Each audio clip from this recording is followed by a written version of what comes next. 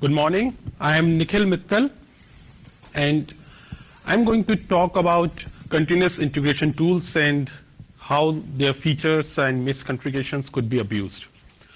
So we'll talk about continuous intrusion, why CI, that is continuous integration tools, are an attacker's best friends. Starting with some words of wisdom, this is the quote from a military strategist and politician from ancient India.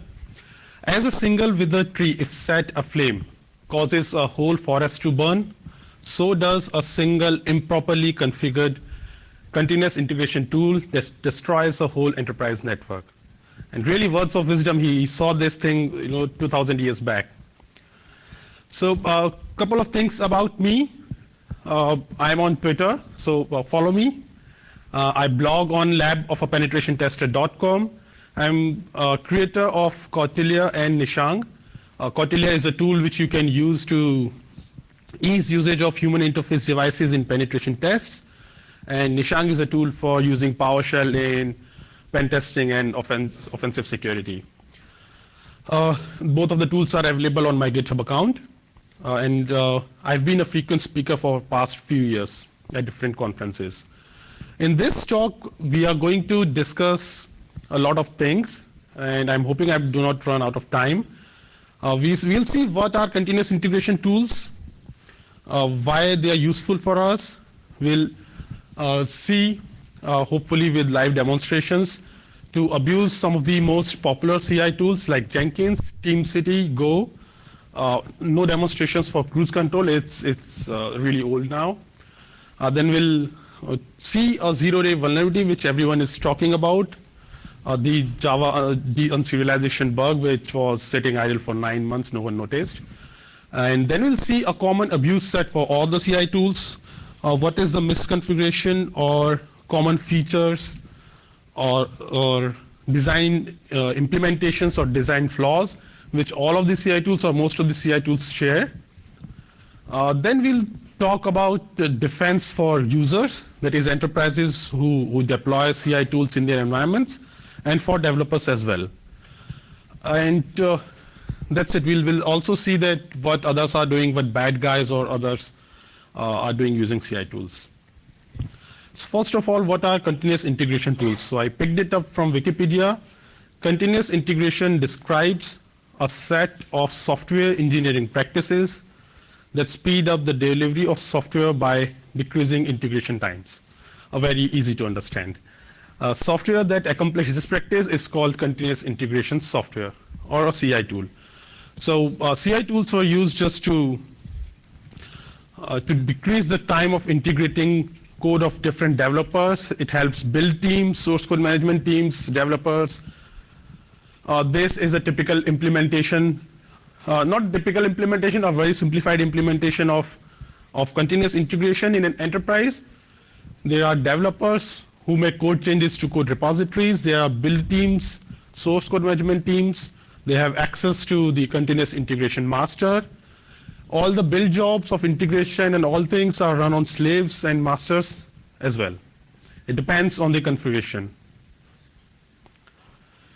So, in a typical industry setup, as we saw in the previous diagram, in a typical industry setup, jobs on a CI tool may run on master, it may run on slaves. So it is like a huge network with one node having access to a large number of nodes. So obviously, if a hacker manages to get access to a CI tool, he owns a substantial part of the network. The master node, the slave nodes. The slave nodes may include machines of developers, of build teams, and a lot of different teams, which includes different platforms, Linux machines, Windows machines. In such case, an attacker also owns a substantial part of source code, or at least the build process, even if not the source code, and a lot more things. And obviously, this access could be used for lateral movement. As we'll see, this access, because of the mismanagement of credentials in a Windows networks or in an enterprise network, this access could be used for lateral movement and getting access to much more things. And I'm so good that there have been no penetration tests in which if I had access to a CI tool, I've always been a domain admin. So that's true. You'll see a demonstration regarding that thing as well. So I've tested 3 open source tools: Jenkins, Cruise Control, and Go, and 2 proprietary tools, TeamCity and Hudson. In fact, Hudson was not tested separately. I will come back to that in a moment. And we will mostly have a look at feature abuse or default configuration or misconfigurations, the things which you actually find exposed to the internet or in internal penetration tests. So we'll stick to that.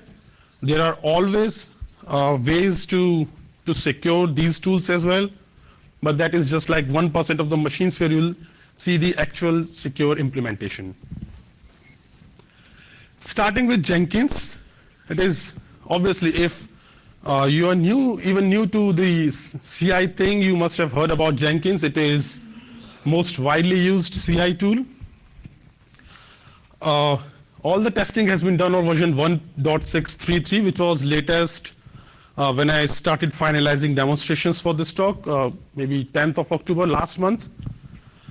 And yes, Hudson was not tested separately. Hudson and Jenkins are sort of twins, and in the CI fan clubs, it's still a debatable thing that who forked who. Is it Jenkins, like is the egg came first or the chicken?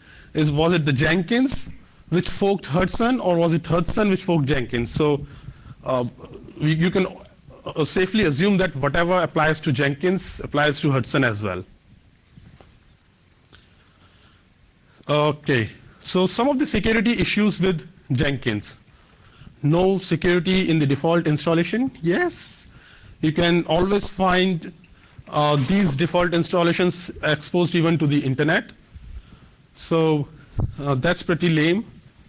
I mean, Jenkins is a great tool, but this is really lame to having no authentication in the default installation. In fact, I forgot to write it here. I think the first user which signs up becomes an admin. If I remember correctly, I have to check that. I think that's true even for the latest version. The first user who signs up on an unauthenticated Jenkins instance becomes admin. It needs, some balls to screw it that bad. No protection against brute force attacks. You can, if you have a list of the users on Jenkins, which is trivial to get, you can literally brute force all of them. And in my experience, Jenkins users or any CI tool users, they like to have the same username and password. I mean, if the username is John, the password would be John as well. So it's really trivial to brute force. You can try it anywhere where you have permission to do that, obviously. Okay, other than that, read the second and third point together. No protection against brute force attacks, no password complexity. That's a recipe for a disaster. You do not enforce any password complexity. You do not have any password history, no password policy. For us, the security folks, these things have been so common that it is baffling to see that an industry tool can really go with that, and that one which is so popular. And on Windows machines, it runs with system privileges. So who uses Windows for Jenkins server?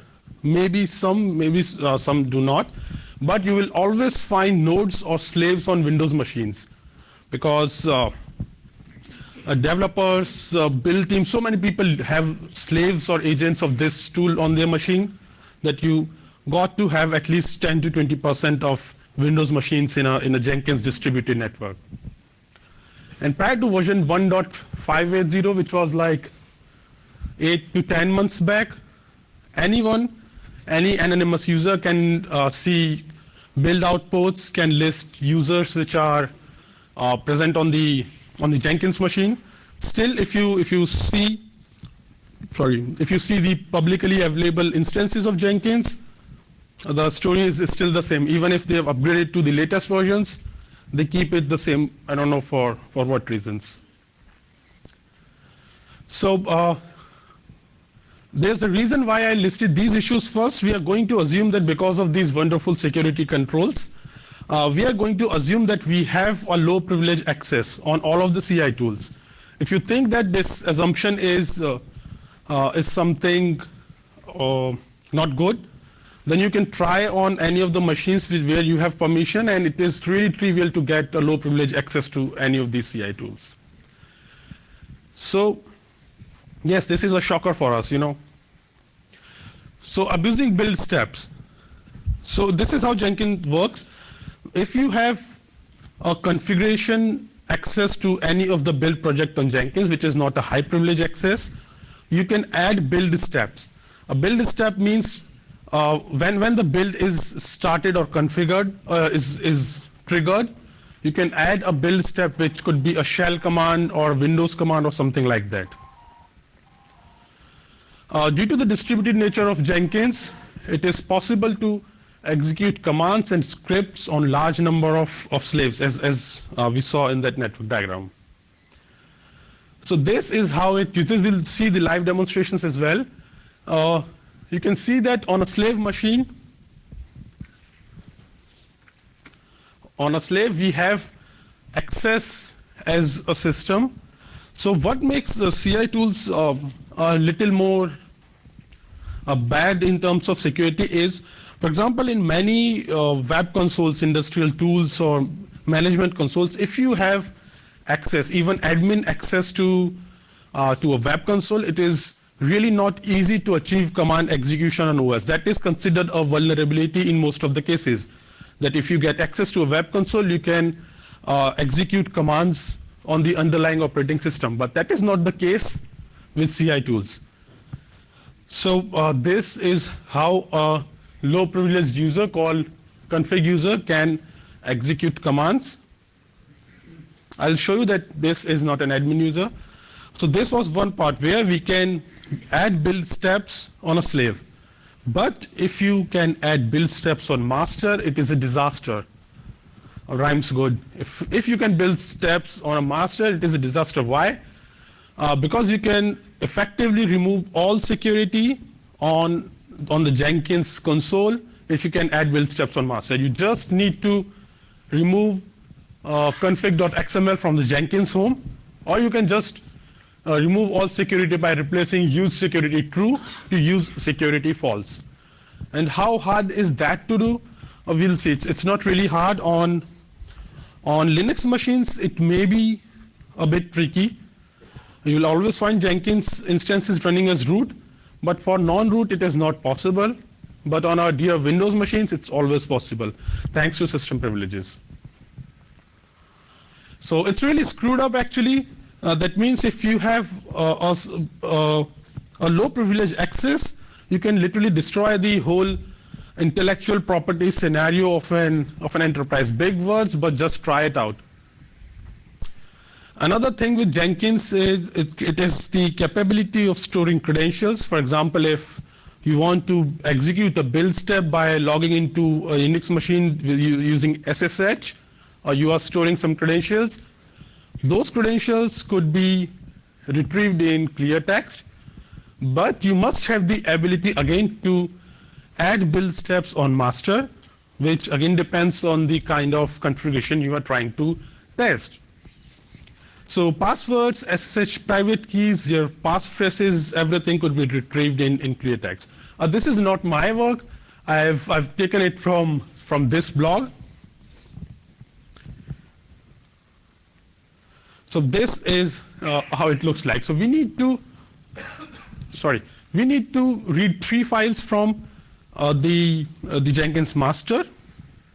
The first one is credentials.xml, and the master key, and hudson.util.secret. I'm not going to go into details of what went wrong cryptographically because that is not my forte. You can always read that blog. But I'll show you how this works. Other than these, for Jenkins, some of the bad usage are credentials in clear text are so many times left in build parameters. If you just can have a look at the console output or build log in Jenkins, you may step onto some credentials all the time. And sometimes sensitive files could be found at this. So whatever is the Jenkins URL, go to /user content, C capital, and you may get access to some of the sensitive things there. Google Docs for these, please try them on your own risk. Entitled dashboard Jenkins for Jenkins instances, and entitled dashboard Jenkins, in-text manage Jenkins for unauthenticated Jenkins instances which are available on the internet. So use at your own risk. You can always find sensitive keys, passwords, access to databases, Git credentials, and so many things. And it is ridiculously easy to use, even if it is publicly exposed or not. The most interesting thing I found on public instances was this. Someone left a message on one of the publicly exposed unauthenticated instance. Enable login or your Jenkins dashboard. It can be found with DuckDuckGo. Google sucks. It is still there. I checked it today morning. And this one also caught my eye. An authenticated public instance running as root. So that is also pretty screwed up. Okay, so time for live demonstrations. Please bear with me if some of them fail. So I have a Jenkins instance running on one of the local machines. So this is how it generally looks for if you try any of those Google Docs and promise not to do something silly right now. This is how it looks. So these are the build projects.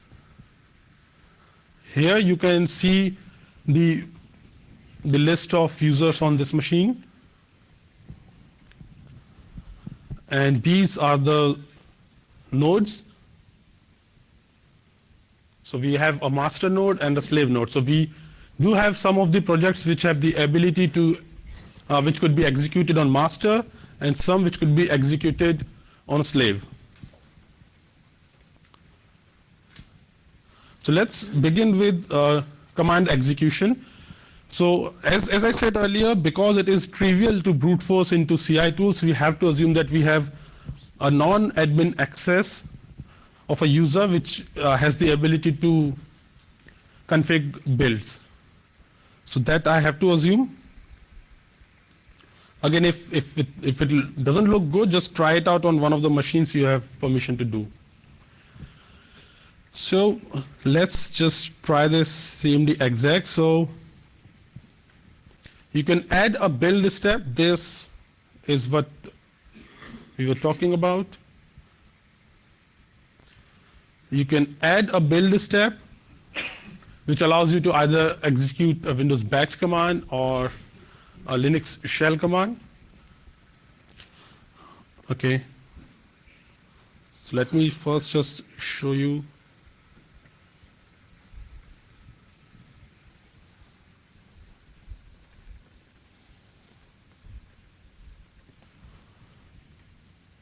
So if I just run who am I, if I say build now,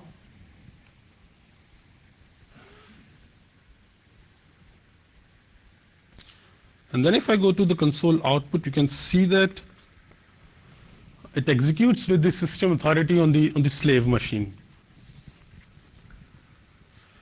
And I use this PowerShell option here because if your slave or your executor is on Windows machine, it is best if you stick to PowerShell to do different evil things. And if it is a Linux node, then of course most of you are really good with Linux. You can write a bash script which can do a lot of things. So for example, let's just try. So why I used PowerShell was now I'm going to get a reverse shell from that machine using only PowerShell, and that's pretty neat because we'll be able to get a reverse shell with system privileges with a single build. So let's just try that out. I'm going to use PowerCat, which is a netcat port in PowerShell. a very useful tool.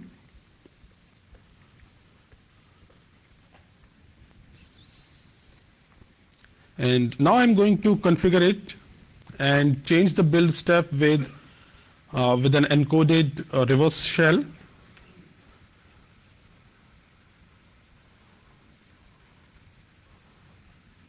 Okay.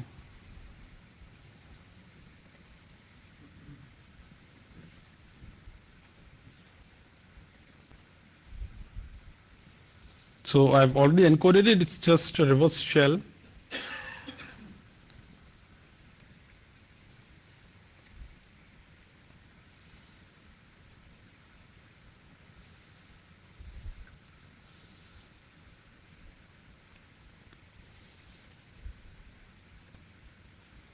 And now if I build this, you can see that we have, because it is a local machine, the shell was really quick. We have a connect back from the Jenkins machine with system privileges from the slave machine. So this is really useful in all the scenarios, rather it be an external engagement or an internal penetration test. This is really useful. It comes handy all the time. So that was one of the demonstrations for getting a connect back from a Jenkins slave.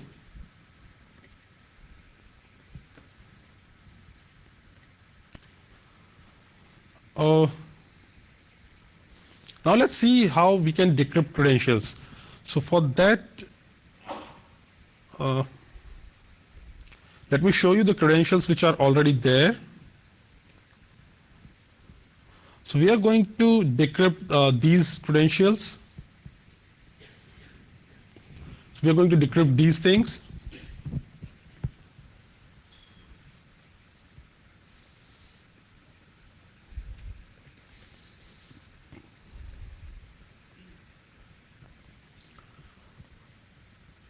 So let's first see what we are.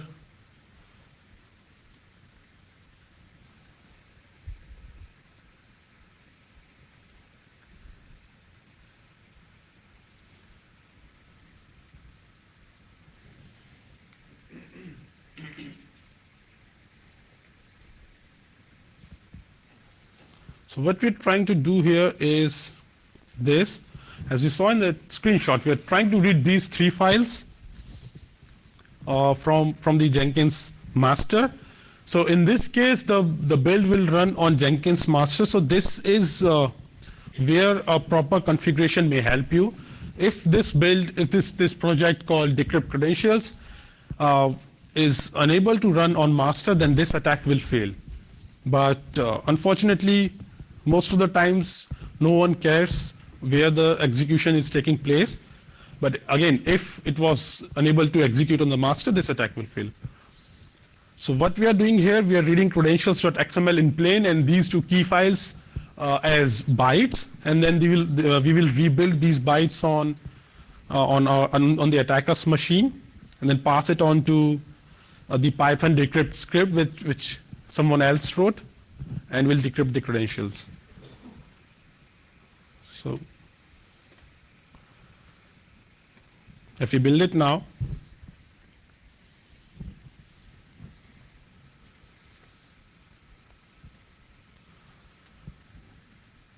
so you can see that this is our credentials.xml. This is our master key in bytes.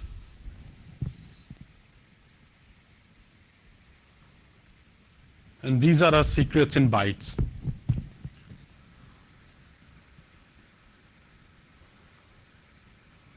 So let's just copy these things and turn them back into usable files.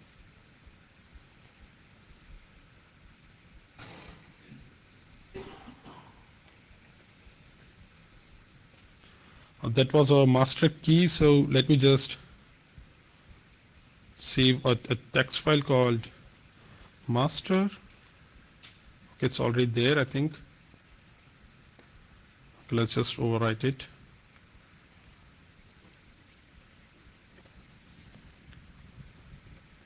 And now we can use some of simple PowerShell scripts I wrote, or any simple Linux command to convert them back to keys.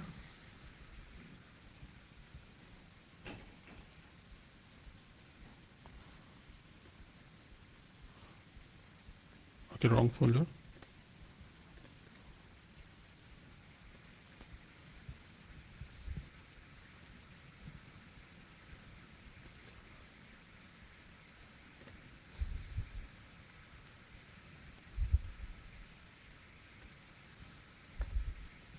So we have a master.key now,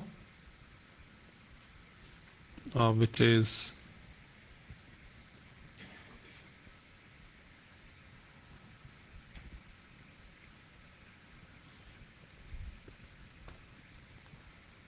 here. So this is our master key for the Jenkins build. Similarly, we can use we can convert the Hudson util secret into a key. So let's not do that. I already have that on my Kali instance.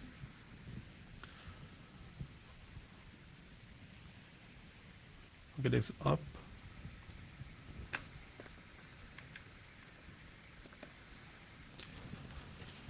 So the script we are going to use is this one.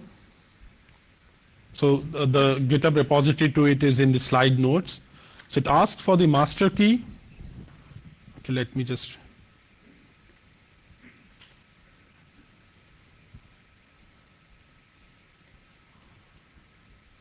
It asks for the master key, the Hudson util secret, and credentials. So let's provide those things. We have master key, this thing, and credentials.xml as well. And you can see that it is really trivial to retrieve saved credentials from Jenkins instance. This is really bad. I don't know why they encrypt it this way. I think this is the worst thing amongst all of the demonstrations. So it's really bad. So that was for Jenkins. Now let's move to TeamCity. So TeamCity is, again, it is a CI tool from JetBrains, I think a German company, that is easy to set up and free for small and medium teams, so generous. It is widely used. I think it's second to, if we count the public instances, after Jenkins, this is the most widely used CI tool. It supports, again, different operating systems. All the demonstrations will be done on TeamCity 9, build 37059, which again is the latest last month. Some of the security issues with TeamCity, it allows registration of new users by default, and all the registered users get privileges of project developer. So project developer is not a really good privilege. You cannot configure builds. That's good. But still you can see a lot of things. You can enumerate users. You can see things about projects, the executors, etc. Again, TeamCity does have protection against brute force. So that's another good thing with TeamCity. But again, no password complexity. You can use one character passwords if you want. It also, like Jenkins, it runs with system privileges on Windows machines, whether it be a master or a slave.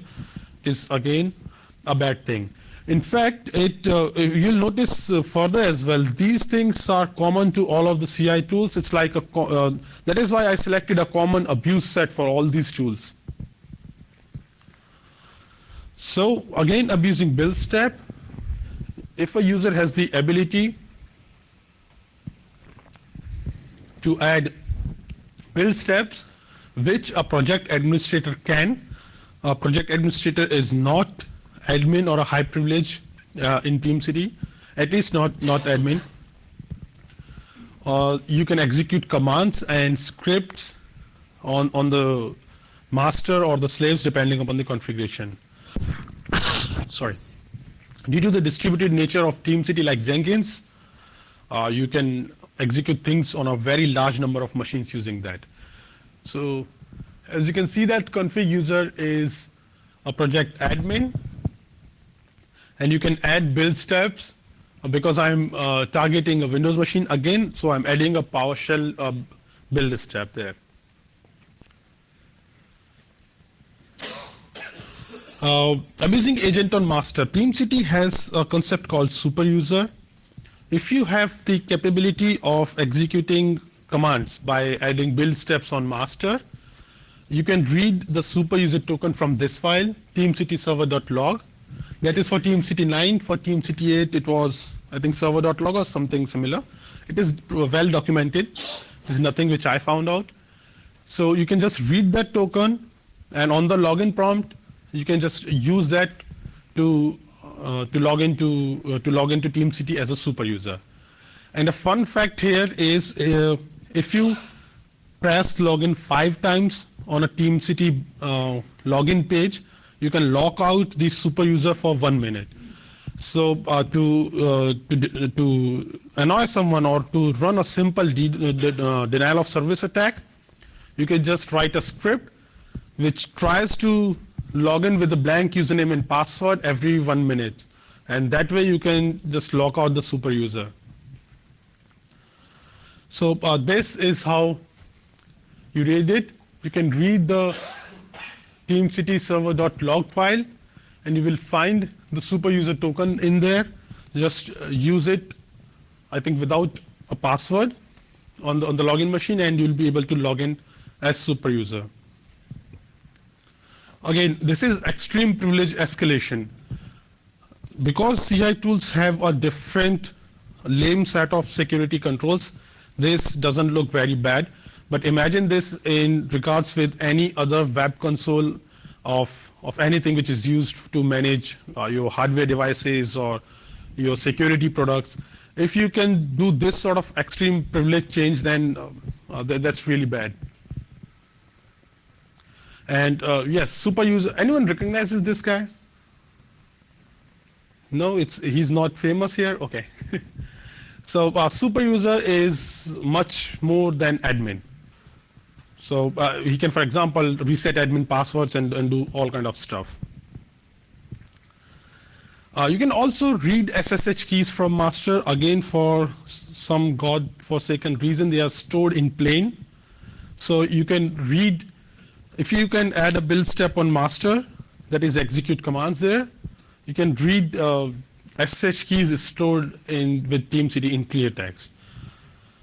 It's really bad. So this is an example of that. As you can see that we are reading a file. Okay, I'll show you that. And these are the contents of the SSH key which we are reading right now. Other than these, there are some more issues with TeamCity. Guest login could be enabled. If you go through the publicly available instances, you will see that there are so many public instances which allow guest logins. There's not really something special which you can do with guest, but the starting step of enumerating users for a brute force attack starts from that place. And one special thing which I've seen here is TeamCity allows build parameters to be of type password so that the passwords are not visible in plain. But I've seen so many users using text as the build parameter. So you can always find passwords as well if you have only the read capabilities. Google Docs for TeamCity, InTitle projects TeamCity for all the public instances. InTitle register a new account TeamCity for instances which provide user registration, and a couple of more docs. You can always figure them out as well. The information which I found with TeamCity was even more mind-boggling than what I found with Jenkins. Such things with, I wish I could name those corporations. Think in your mind top 10 software developers in the world, and at least 4 or 5 of them leak things like these. It's not visible, but there on the above screenshot, they are instantiating a test environment with credentials admin, with role admin, username test1 with password test1 with no role. I have to admit I saw this thing, there's some new sort of management platform, and this was the address of web portal was in that big black box, and the passwords were there. So this is publicly available. If you can, if you want, you can try it. And here, some very smart game development company was leaking their essay password in their build logs. So these are the kind of things which you get to see when you start enumerating publicly available CI tools. And this is just an example. There are so many things. If you have permission of doing these things, these things should be your first thing to go for in a penetration test. Okay, demo for TeamCity.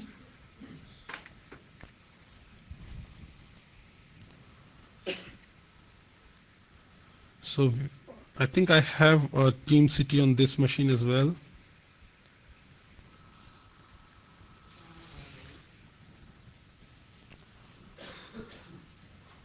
Okay, so I'm already logged in, so you have to log in as a non-privileged user. So this is it's not a non-privileged user, it's a non-admin user with project administrator rights, so that it can build, add build steps or run builds. So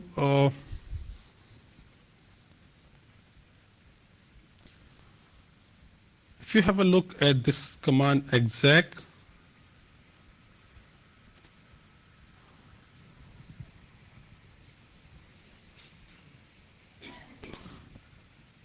so you can add a build step here.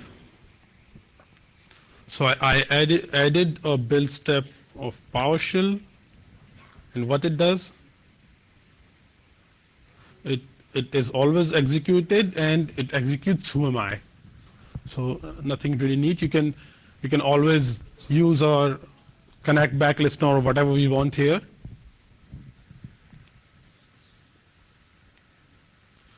And an interesting thing here is we can provide the bitness of PowerShell here.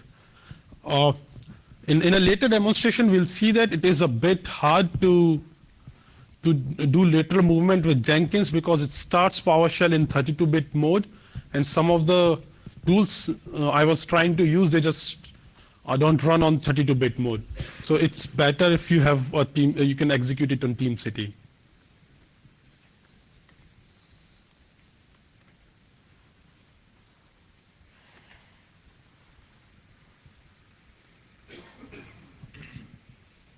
In fact, I would like to give props to, I don't want to name the guy, one of the TeamCity developers approached me on Twitter, and same goes for one of the developers of Go, when I was tweeting about the documentations, how they documented that these things could be done. And they've even reviewed my slides, and you should assume that there should be some improvements in both TeamCity and Go because of this thing.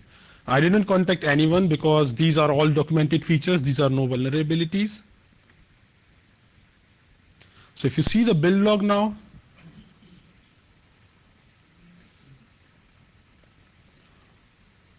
we are again running as system, so quite neat. We can again get system privileges on many machines using this thing.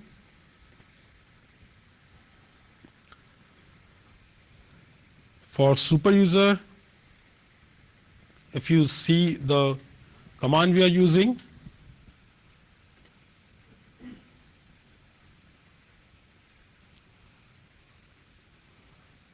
it's this. We are just grabbing super user authentication token from this file. This token is regenerated every time the service restarts.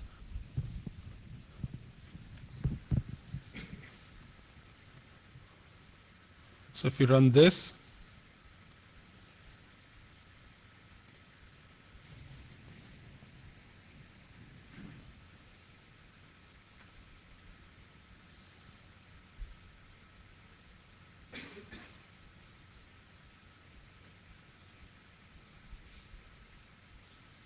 okay, it's still running.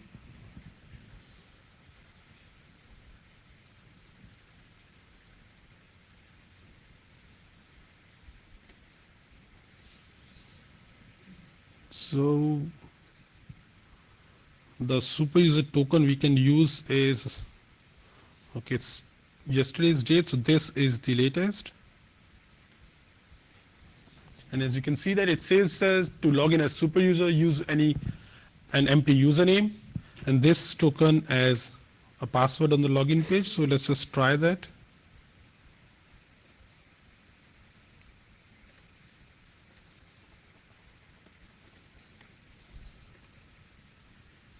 So now we have logged in as a super user. So quite easy if you can execute, if you can add build steps which execute on master.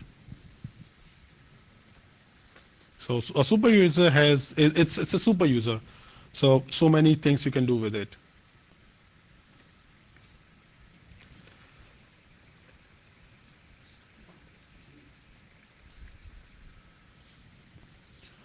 Let's see if we can read SSH keys in plain.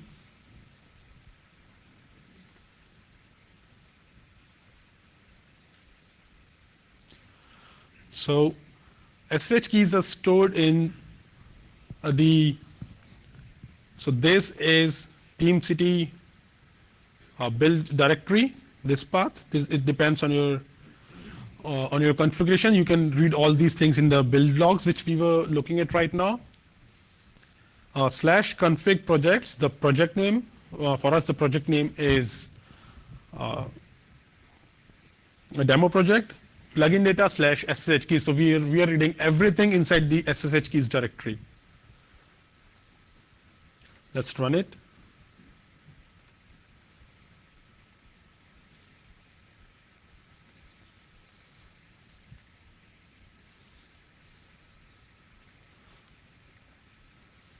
And if we see the build log now, you can see that the SSH key was stored in plain text. It's really bad.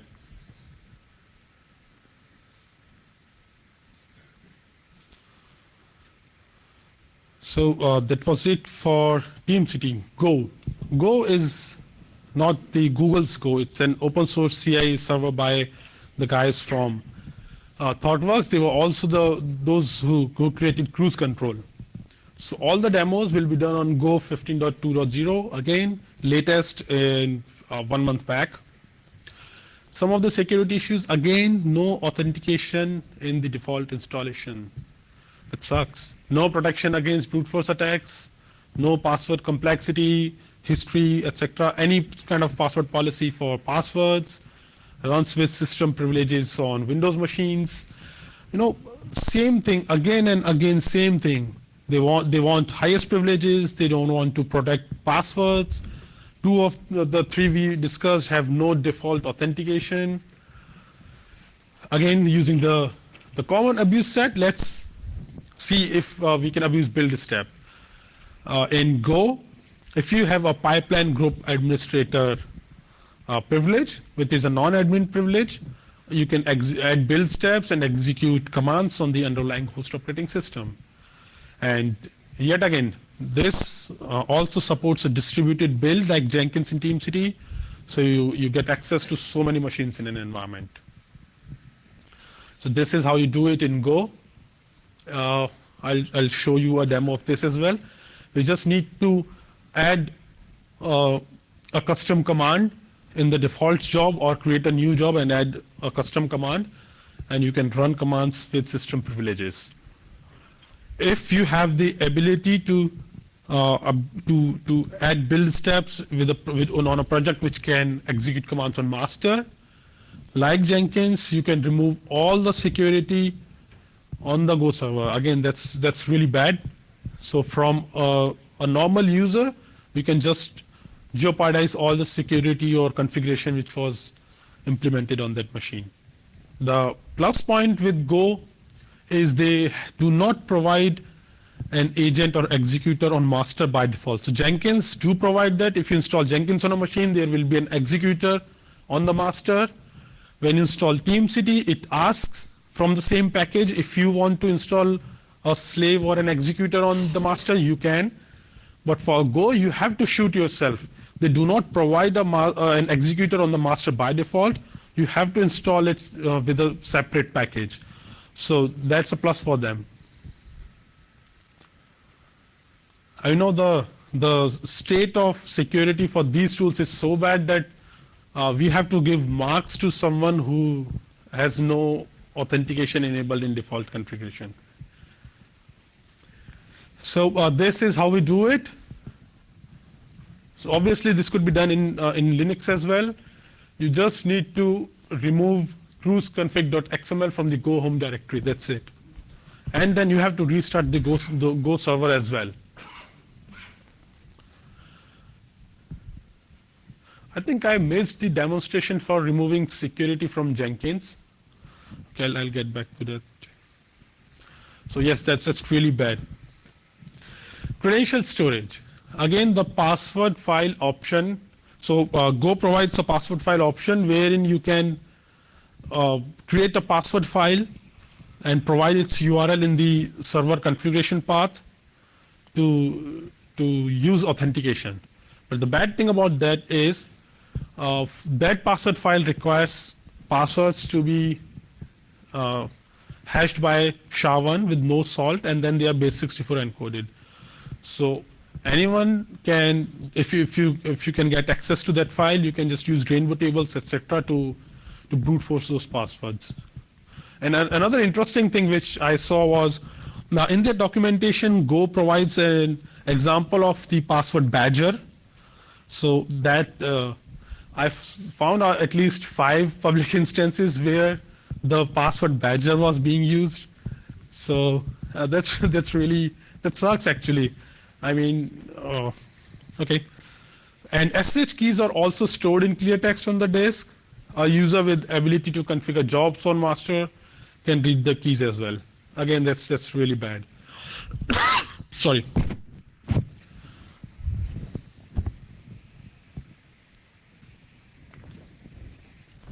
You can always find credentials of this form.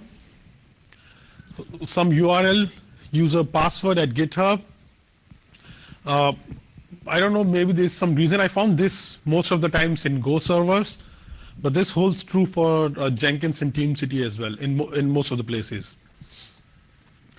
And like other tools, build parameters and environment variables, you can most of the time find something interesting there as well. Google Docs for Go are in title administration Go, in URL Go admin, that is for unauthenticated access, and in title Go login, in URL Go auth for an instance which asks for authentication. But there are not so many publicly unauthenticated instances. You can count them on fingers, but it's still good to have a feel of how things are configured for Go. Okay, so demo for this thing.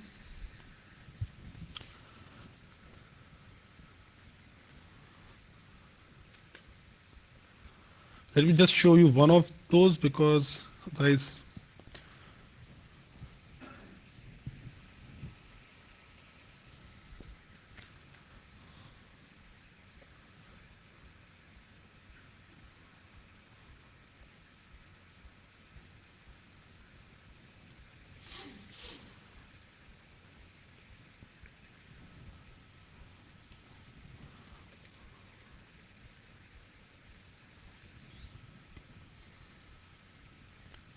So this is how Go looks like. And let's just not run it. Let's just see the previous one.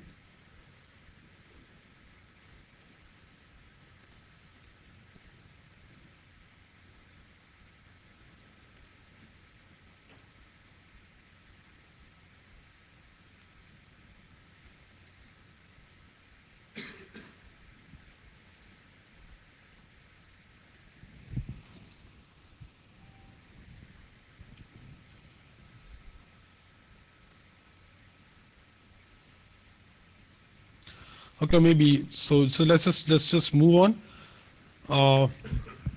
So that was Go. Cruise control. Cruise control is an earlier CI solution from ThoughtWorks. It's no more developed actively, but you can find more instances of cruise control publicly available than Go right now. And We'll have no live demonstration of this. There's no need of having a look at that. It has no authentication by default. There are two interesting URLs you may like to use. The URL slash dashboard and slash cruise control. Commands could be executed by adding an exec builder in the schedule category. So if you go to a cruise control instance, you will understand the third point, that how you can execute the command. And you can see the public instances using this Google Doc entitled Cruise Control Dashboard. There are so many of these instances still available, and not only universities. Most of the times the instances are available only from universities. There are some, I don't know what's it with the game development companies. Most of the time CI tools are unauthenticated instances are for game developing companies. They think it's a game or something, maybe. Surely old but not obsolete. Okay, so a demo of a penetration test scenario. We are going to assume that we have a config user level access to Jenkins or any other CI tool. We'll pick Jenkins in this case. And we have an agent or a master, or somewhere we have an executor on Windows machines. We'll use PowerShell scripts to enumerate tokens available on that machine, and we'll find the token of domain administrator and reuse that.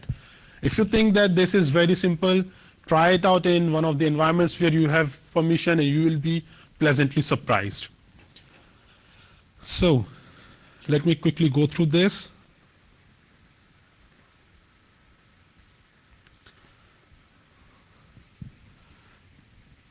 So what we are going to do here now is, so I'm running out of time, so I'll explain it quickly.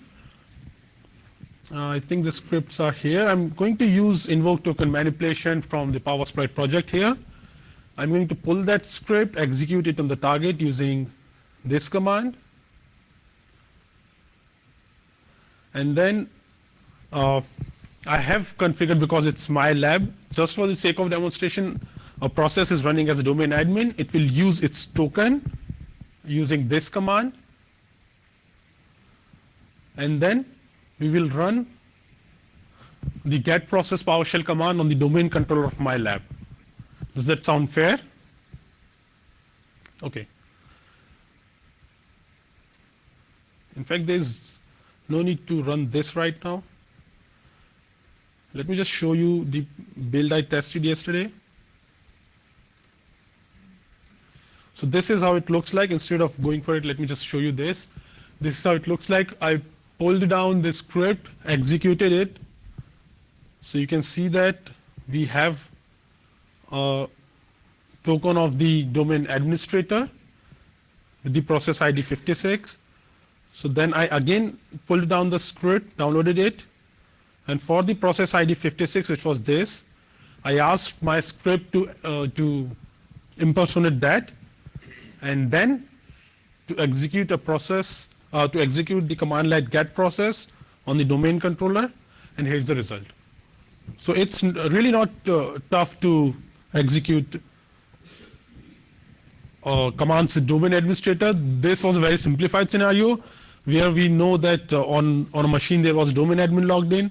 Assume that when there are 25 or 30 or 50 or even 100 slaves running Windows, there would be at least one of the machines where a domain admin left his token.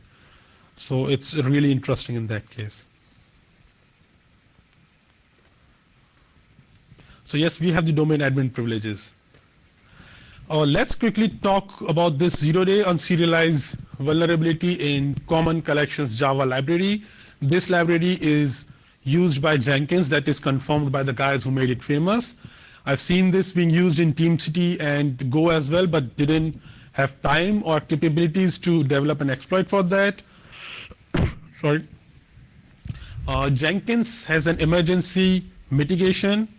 Didn't check for past 2 days, but prior to that there was no fix, only mitigation for that. You can read this blog post from Foxglove Security, which made this famous. And the exploit is picked up from there as well. You can download these. You can see these GitHub repositories from the slide notes to develop the exploit. There's nothing to develop actually. Just need to, what I'm doing here is I'm just using a PowerShell reverse shell, and that is redirected to payload.out. And then I use the exploit from the guys from Foxglove Security to run it on my local machine, and I got a connect back. The only solace with this thing right now is it needs to connect to a higher port. Here you can see that port 63420. So on public instances, you may not be able to test this out, but for internal penetration tests, this thing is going to be your friend for coming 3 to 4 years at least. Okay, so let's skip the demo. Common abuse set. Minimal security by default. Security controls which are common for other tools are missing, like simple password policies. So this is a common abuse set for all the CI tools. You have the ability to run commands and script on operating system, even from non-admin users, with system privileges. If an agent is running on master, all the security is useless effectively. Insecure storage of credentials, SSH keys, and there are so many public instances of these tools by even the bigger corporations, the Fortune 100s, that makes it really prone to abuse. A couple of defense slides. No build agent or executor should run on the master ever. No build agent executor should run on the master ever. No build agent executor should run on the master ever. So that is the baseline. Restrict privileges which allow configuration of build steps. Pool agents together for specific projects. Secure the administrator's dashboard. It should not be easily available, and anyone should not be able to brute force into it. Expose a CI tool to the internet only if necessary. Do not provide read privileges to anonymous users. They can enumerate your users and run brute force attacks and do a lot of things. Ask users at least not to use their username as password. This is really bad. I've seen this a lot of time. CI tools developers enforce password policies. User must install agent or slave explicitly on the master, and if they install it, show them big bad warnings. Do not store credential and keys in clear text on disk. Please don't do that. And assume that your users are idiots and they know nothing about security. And what others are doing, there have been interesting things. Jenkins released a security advisory on 1st of October that the unauthenticated public instances are being abused by malware writers. Someone got a big bounty because Facebook used to run an unauthenticated Jenkins instance, and someone got really hacked or got really bad because, again, of unauthenticated Jenkins. This is some of the previous work. You can just grab the slides and read it. What I have not covered is master agent communication, so no MITM attacks, or compromising integrity of the source code and the build process, web application related vulnerabilities, memory corruption bugs. So if you want to do further work on these things, you can try these things out. So to conclude, CI tools lack many basic security controls. Still, paying attention to their configuration and configuring them properly will reduce the attack surface a lot. And due to the distributed nature of their working, compromise of UI or dashboard, even with non-admin privs, may result in access to a large number of machines in your environment. And running a poorly configured CI tool is like providing a ready-to-use botnet for anyone to exploit. And now this code may make more sense. And that is it. Questions and feedback.